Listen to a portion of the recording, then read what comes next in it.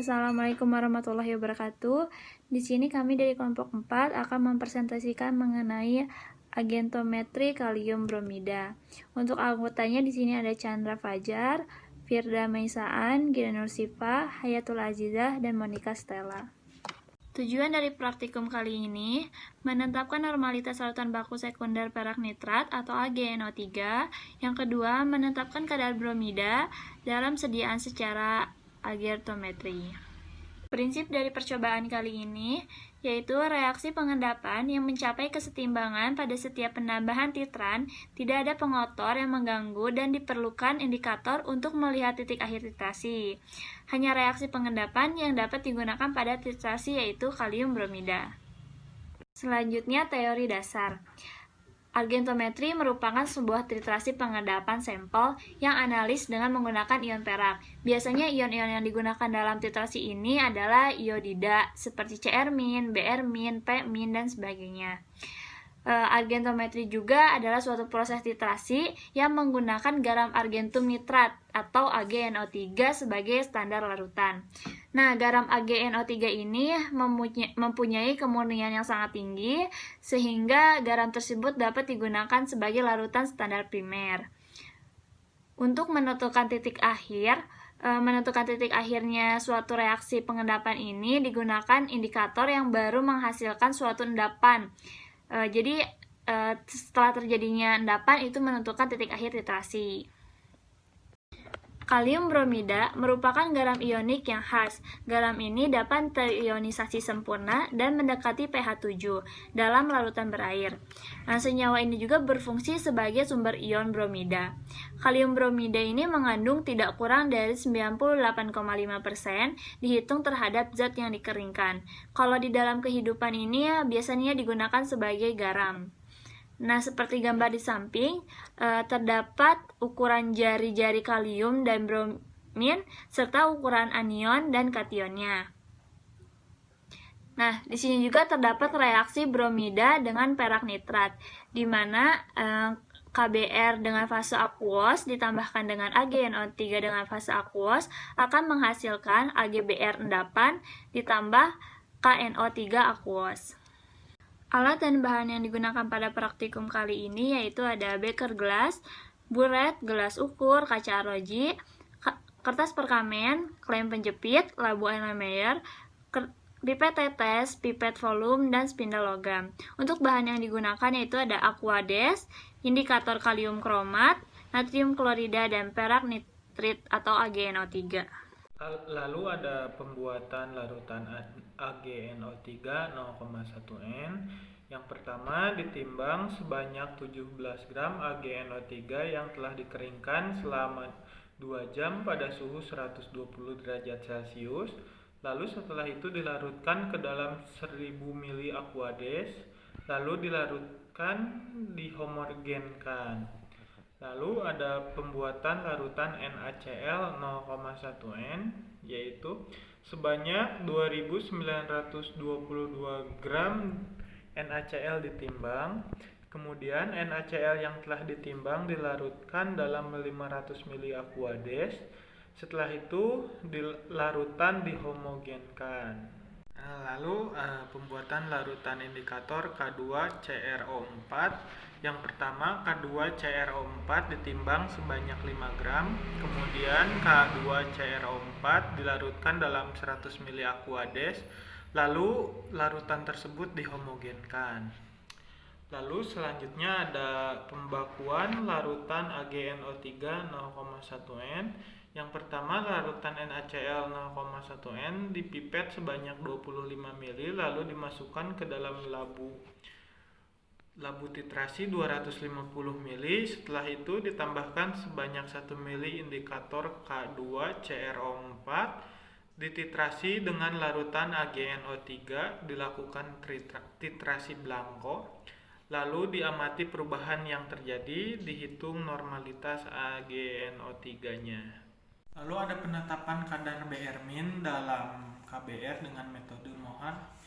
Yang pertama, sampel ditimbang sebanyak 0,5 gram, dimasukkan ke dalam gelas kimia 250 ml, Lalu dipipet sebanyak 10 ml sampel yang telah diencerkan dimasukkan ke Erlenmeyer 250 ml, ditambahkan 1 ml larutan indikator K2CrO4. Lalu dicatat volume AgNO3 yang digunakan dan dihitung kadar bromida dalam sampel. Lalu dilarutkan dengan Aquades dan dimasukkan ke dalam labu ukur. Setelah itu diencerkan hingga tanda batas dihomogenkan. Lalu selanjutnya dititrasi dengan larutan AgNO3 hingga terbentuk endapan merah bata. Selanjutnya ada reaksi pembakuan perak nitrat. Yang pertama ada AgNO3 ditambah NaCl menghasilkan AgCl, yaitu mengendap, ditambah NaNO3. Lalu ada 2 AgNO3 ditambah K2CrO4 menghasilkan Ag2CrO4 yang mengendap, ditambah 2 KNO3. Lalu ada penentuan kadar bromida. AgNO3 ditambah KBr ditambah AgBr yang mengendap, ditambah KNO3. Lalu ada 2 AgNO3 ditambah K2CrO4 menghasilkan Ag2CrO4 yang mengendap, ditambah 2 KNO3. Nah, baiklah, selanjutnya kita masuk ke slide data pengamatan. Di sini yang pertama ada data pengamatan dari pembuatan pereaksi. Nah, ada 3 jenis pereaksi yang dibuat di sini. Yang pertama itu larutan perak nitrat dengan konsentrasi 0,1 normal. Nah, didapatkan dari hasil pengamatannya itu setelah dilarutkan warna larutannya itu tidak berwarna atau bening. Kemudian yang kedua itu ada pembuatan larutan natrium klorida dengan konsentrasi 0,1 normal yang nantinya akan digunakan untuk pembakuan perak nitrat. Nah, di sini setelah kita larutkan, kita dapatkan warna larutannya itu juga bening atau tidak berwarna. Nah, yang ketiga itu kita membuat larutan indikator kalium kromat. Nah, di sini setelah dilarutkan, indikator kalium kromat itu akan berwarna kuning. Nah, kemudian kita masuk ke slide hasil dan perhitungan. Nah, di sini yang pertama bisa kita lihat hasil dari pembakuan perak nitrat. Nah, ini kita lakukan sesuai prosedur, di mana indikator kalium kromat kita tambahkan kepada analit, yaitu natrium klorida sebanyak 1 mili. Kemudian kita dapatkan hasil bahwa larutan tersebut berubah warna menjadi warna kuning. Nah, akan tetapi ketika kita titrasi natrium klorida tersebut menggunakan perak nitrat, maka akan terbentuk endapan merah bata saat ia mencapai titik akhir titrasi. Nah, di sini titrasi kita lakukan sebanyak 3 kali dan kita dapatkan volume titrasi yang pertama yaitu 26 mili, kemudian volume titrasi kedua itu 25,8 mili dan volume titrasi yang ketiga itu 26,2 mili. Nah, selanjutnya kita akan melakukan titrasi untuk menentukan kadar bromida. Nah, di sini juga kita lakukan sesuai prosedur dengan prosedur yang sama, di mana kita akan menambahkan indikator kalium kromat ke dalam analit. Di sini analit yang digunakan ialah kalium bromida. Nah, indikator ditambahkan sebanyak 1 mili. Nanti larutan analit akan berubah menjadi berwarna kuning. Nah, kemudian kita titrasi 10 mili kalium bromida dengan larutan perak nitrat. Nah, nanti akan terbentuk endapan merah bata saat ia mencapai titik akhir titrasi. Nah, kita lakukan sebanyak 3 kali, kemudian akan didapatkan volume titrasi sebanyak 30 mili, yang kedua 31 mili, dan yang ketiga 30,5 mili. Oke, selanjutnya kita masuk ke slide perhitungan. Nah, di sini yang pertama ada perhitungan dari hasil pembakuan perak nitrat dengan konsentrasi 0,1 normal. Nah, diketahui natrium klorida yang kita gunakan itu konsentrasinya adalah 0,1 normal. Kemudian volume natrium klorida yang kita gunakan sebagai analit itu adalah sebanyak 25 ml. Kemudian kita dapatkan volume perak nitrat setelah kita titrasi itu yang dilakukan sebanyak 3 kali, itu ada 26 mili, kemudian ada 25,8 mili, dan juga 26,2 mili. Nah, baiklah, selanjutnya kita masuk ke perhitungan konsentrasi dari perak nitrat. Nah, di sini kita lakukan 3 kali perhitungan, yaitu pada volume 26 mili, kemudian pada volume 25,8 mili, dan juga pada volume 26,2 mili. Nah, di sini kita gunakan rumus yang sama, yaitu volume analit dikali dengan konsentrasi analit sama dengan volume titran dikali konsentrasi titran, di mana di sini kita modifikasi menjadi konsentrasi perak nitrat sama dengan volume natrium klorida dikali dengan konsentrasi natrium klorida dibagi dengan volume perak nitrat. Nah, kemudian kita masukkan angkanya yang sudah tertera, di mana volume natrium klorida itu adalah sebanyak 2,5 mili, dan juga konsentrasi natrium klorida adalah 0,1 normal. Nah, tinggal kita ganti-ganti, yang bawahnya itu kita ganti dengan 26 mili, kemudian 25,8 mili, dan juga 26,2 mili. Nah, yang pertama itu pada volume 26 mili kita dapatkan hasil 0,096 normal. Nah, yang kedua pada volume 25,8 mili itu kita dapatkan konsentrasi 0,097 normal. Nah, selanjutnya nanti kita dapatkan juga konsentrasi pada volume titrasi 26,2 mili itu sebesar 0,095 normal. Nah, setelah kita dapatkan ketiga hasil tersebut, maka akan kita rata-ratakan konsentrasi dari perak nitrat tersebut. Nah, di sini kita dapatkan hasil rata-rata yaitu 0,096 normal, yang nantinya konsentrasi ini akan digunakan untuk menghitung dalam penetapan kadar bromida. Selanjutnya, ke penetapan kadar bromida, diketahui konsentrasi perak nitrat itu 0,096, kemudian volume titrasi yang pertama 30 mili, volume titrasi yang kedua 31 mili, dan volume titrasi yang ketiga 30,5 mili. Kemudian diketahui juga massa kalium bromida 0,5 gram dan mR kalium bromida 119 gram per mol. Lalu ditanya berapa persen kadar kalium bromida.